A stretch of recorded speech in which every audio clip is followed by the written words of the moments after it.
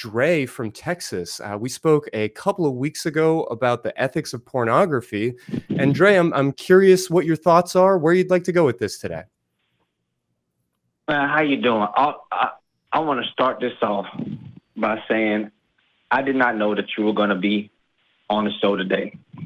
So it's like a crazy coincidence that I have the information that you asked me for on the prior show. Hey, I'm glad to hear it. I'll just catch up some. I don't mean to interrupt you. I definitely want to hear your take on things, but I'll catch people up a little bit. After our conversation a couple of weeks ago, after a couple of the calls from that show about pornography, I ended up writing an open letter on my website about this topic because I am somebody who is, for better or for worse, have found myself in this spot of like wanting to advocate for people's sexual expression, of wanting to advocate for sex workers and these different things. And that may mean talking about pornography to the internet, but it feels like every time we do, the conversation really turns into, well, porn is bad. Well, why is porn bad? Because God says it's bad. Okay, why should I care about that? Well, it's bad because it's bad for you. Okay, well, how is porn bad for you? Because it's bad. And that type of circular answer and reasoning is such a part of this discussion that, Dre, I'm really hoping we can push past that part today. So am I fair in kind of framing it as porn is bad and here's why? Is that the conversation you're looking to have today?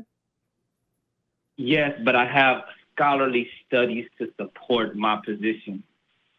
Cool. Yeah, I don't have time to read those on air while we have this discussion, but I'm curious at what you're looking at, and I'd be excited to see what we can share.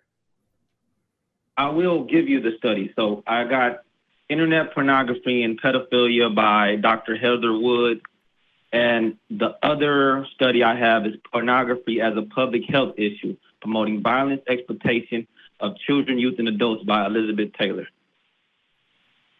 Okay. Yeah. So again, I'm not going to have the opportunity to like really get into the veracity of these studies. Who are they by? How were they conducted? Were they properly peer reviewed? Those are all questions I'm not equipped to really answer while you and I are having a live conversation. But tell me what you've seen in these studies that makes you feel as if porn is quote unquote bad. Can I read an excerpt for one of the studies? Yeah, let me give you like maybe a sentence or two. This is a live talk show, so I want to keep things humming, but I am really excited that you've brought some meaningful evidence with you. Okay, so this is an excerpt from what is it? I'm sorry. I got to. This is a very long study. This is an excerpt from Elizabeth Taylor's study. So from her conclusion. So in her conclusion, one of the main concerns was that it says perhaps the most concerning evidence that pornography is serving to expand mainstream sexual taste into the few areas still considered taboo, such as sex with children. The role of PCP presenting children as legitimate sexual partners for men has encouraged the proliferation of extensive international networks sharing massive quantities of content, driving demand for the creation of fresh content. The children abused in the process are filmed to groom others. That's just an excerpt from one of the studies, but I will send both of the studies to the email that you would give me. Okay. Yeah. And I'm happy to look at that in a little bit more detail. I don't want to play silly word games today, but I do want to start off by really meaningfully dividing up the idea of pornography, a form of entertainment, a form of sexual expression that is made in responsible and appropriate ways, from child abuse. Child abuse is wrong. That's clearly the point here. When we talk about porn is good or porn is bad, I don't ever want to leave any lingering doubt about whether or not abusing a child on film is, quote, good in any form or fashion. But what I seem to be getting from you is that because pornography exists, that it leads to the creation of more of this childhood sexual assault material. Is that sort of the crux of what you're positing here? That's one of the conclusions from the study. And And the other study, I just have excerpts from it because that study I don't have access to it because I'm not currently enrolled, so I don't have access to the study by Heather Woods at the moment. But I have read excerpts from her being cited in public articles. Sure. Well, I definitely find value in that. If we were playing this game a little bit differently, I feel like I could call into your talk show and also cherry pick a bunch of research that says there's no connection, that none of this is happening. But let's try and play with the tools that you have brought to us, the toys that you're bringing along today, and see if we can't wrestle some of this out. What is the method of action that's being presented in this study? What is it that demonstrates that there is a connection between an increase in the availability of, say, internet pornography and the eventual creation of more childhood sexual assault materials? I can't say fully what was the methods of study, so I'm just gonna go on a limb and just because I know that the Jennifer study cited Heather's study. So Heather is a clinical psychologist. I don't remember what necessarily Jennifer's credentials were, but I know that her study was heavily cited from scholarly resources. So that's why I'm saying, like, it would be better. I just wanted to come on here so I can present the information, and then I guess once you get a chance to review the information, maybe you get to email me back. I really don't want to have like a moralistic standpoint on this. I just wanted to present to you some research that backed up my position. Sure. Well, I suppose I will keep an eye out for that email from you. You can certainly hit us at tv@atheist-community.org. I will be more than happy to look over what you send over. Perhaps you and I can have a little bit of an email discussion. If there is anything there of value, I'm more than happy to publish that to the Talk Heathen fan group on Facebook so that we can bring other people into that discussion. If there's, something that kind of surprises me or something that maybe challenges some of the things that I have spent years advocating for here on the ACA's channels, that's something I'm more than happy to read on air after I've taken a look at it and gotten an understanding of what it is. But softly now, just for the purposes of this conversation, which we can, maybe wrap up if that was most of what you wanted to present, I guess I just sort of want to check in on what you think is at work here. Having done a little bit of research, I'm not going to hold you to any specific numbers or whatever else, but what is sort of your understanding of the way that children are being harmed by the, I guess, widespread availability of pornography in our world? Because I do think that there's harm there that needs to be discussed, but I'm interested in your position on all of that. I'd also like to add, if I may. Yeah, please. Just a brief question. Are you advocating for the removal of or the non-dissemination of pornographic material of any sort? I don't have a concrete position on what I would do. I just have a moralistic position on how I feel about it. I have studies to back up my moralistic position, but I do not have a concrete what do you call it? Legal Not legal. I'm just talking moral. Yeah, I mean, do we sort of intuit on a certain level that having widespread access to R-rated action films, watching Neo or John Wick mow down hundreds of bad guys over the course of an episode, does that lead to increased gang violence, for instance? Kind of maybe. There is some interesting data presenting possibly, but kind of also maybe not really. Is that the nature of your concern here? That's a disingenuous comparison because pornography is not just the act of fictionalized violence. Pornography is an act of actual sex action, most of the time hardcore sex. That's what I'm against. Okay. So is hardcore sex, if we take the camera out of it, if we take the internet out of it, if 2 people, 3 people, 50 people go into a room and have quote unquote hardcore sex, however we're choosing to define that notion, does that make the world a worse place? But see, we're not talking about sex in private. We're talking about the public display that's easily accessible by children. Okay, so the hardcore sex being on film is what makes it important. What about writing? What porn is? Does that also count? Written porn? You said what? Written porn as well. Are you including that, not just the visual? I don't have a position on written porn.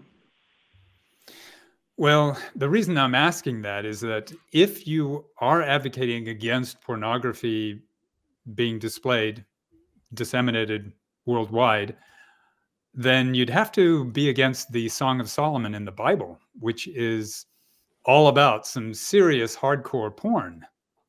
So I think that would be removing all the Bibles from all the hotel drawers and yeah, I mean, that Bible has incest in it. It's got a ton of rape. There's lots of torture. I mean, some of it gets pretty hardcore. Listen, we're not talking about erotica. We're talking about actual porn videos, internet porn. We're not talking about written porn. I'm pushing back against your definitions, but I'm okay with limiting this to something very specific. Yeah, I'm not trying to move the goalposts. I'm trying to get maybe a very clear statement. I hear you. I would like for this to be your moment to give me a very clear statement. Like, what is your eventual premise? Like, what is the thing that you want the world to believe because you believe it, whether you can support it or not or anything else? Let's just start with, I believe that, and maybe we can go from there. I believe that porn is harmful to the vast majority of the population of the world. And it's, okay. How? Like, I don't disagree at this stage, but why is it harmful? How is it harmful? In what ways is it hurting people? I've named one. It's because it also, but for some reason, well, I'm not going to say for some reason, the fact that it's just hard to, what do you call it? I can't think of the word, man. I'm sorry, but you can't regulate it. It's not regulated. And since it's not regulated, child pornography gets put in the mix. Rape gets put in the mix. Actually, Pornhub is going through an issue right now because a lot of their videos happen to have actual rape, and they didn't have people I hear you. I'm going to push back on that a little bit. It's much more nuanced what you're actually discussing here. If we're being sincere about it, Facebook has a much bigger issue in terms of sheer numbers of spreading any of the types of materials that we're talking about, the childhood sexual assault and other forms of rape and abuse. There are very meaningful issues with the way that the internet has created possibilities for data to be shared very freely. And it is true that there are meaningful conversations about free speech and about moderation and about how we actually manage and stem the flow of some of these things. To say that it's not regulated is a little bit ridiculous. It's more an issue that the regulation is really awkward and that we've done a very poor job of managing what we do and do not allow to be widely distributed on the internet. But again, I'm still a little bit challenged with how we're getting from pornography exists, or very specifically videos of people having sex are on the internet, and therefore childhood sexual assault. Well, I just make the case for stricter legislation around it. I mean, more regulation. I would say different regulation for sure, but no question, there's nuance here. There's meaningful laws that ought to be written. We've advocated for that on this show, but in particular, when I was working with secular sexuality, you can check out the back catalog for a lot of the things there. We do need some better strategies for how to keep childhood sexual assault from happening. It's happening. There are people filming it. Those films are making their way around the world, and this is a meaningful issue. And I don't know why we can talk about that issue in the same conversation where we're talking about erotica, where we're talking about forms of expression, where we're talking about sex being filmed. That's not the same thing. people shooting each other in a video game is not the same thing as like actual street violence.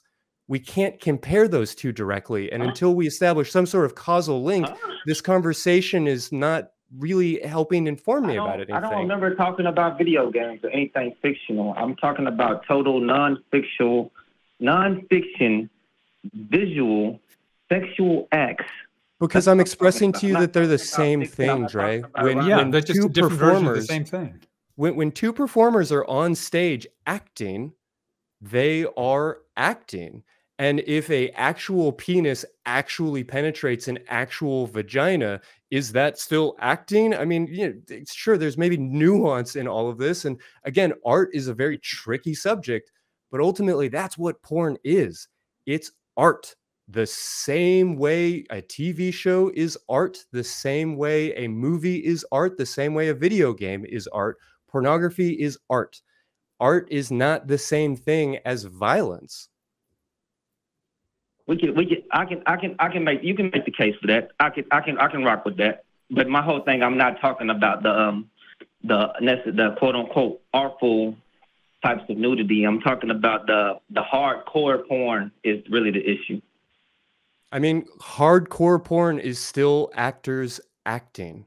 You know, that's one of the reasons I like to jump towards John Wick. I don't mean to let my crush on Keanu Reeves like overtake my professional objectivism, but the reality is there are people who are in those films who are doing these incredibly athletic things. They're jumping over live explosions. They're holding real guns. Like, there's incredible work happening. People are getting punched, and sometimes those punches land, and sometimes people get hurt. It's the same thing when you're on the set of a porno shoot and two actual people are having actual sex. We did an episode of Secular Sexuality at one. It was awesome. And it was acting. But this is the thing. It's performance. This is the thing that you're not accounting for.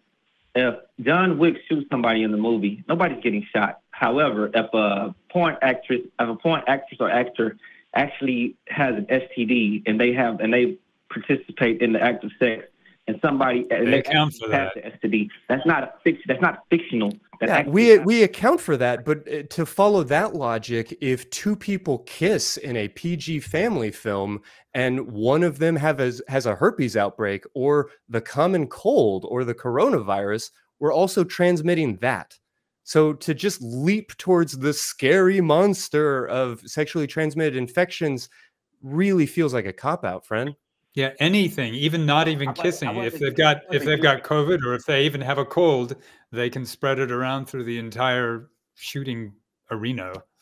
So yeah, I wasn't using STDs to make my case. I was just using STDs to show the actual sex act happening. And this is not a fictional sex act. This is an actual real sex act that happens in porn. Like, are wrestlers actually wrestling? I mean, I get it. I kind of do, but I don't have a problem with sex, and so I don't really have a problem with people having sex on or off camera. And none of this gets me to rape. None of this gets me to assault. None of this gets me to assault of children, which seems to be the problem that we're looking to solve. So how is the solution of removing all internet porn from the internet solving the problem of childhood sexual assault? Let's keep in mind a lot of clergy are guilty of abusing children sexually.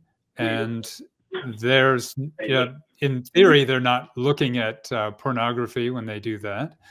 Or it may not be the motivating factor for that. It exists regardless of pornography.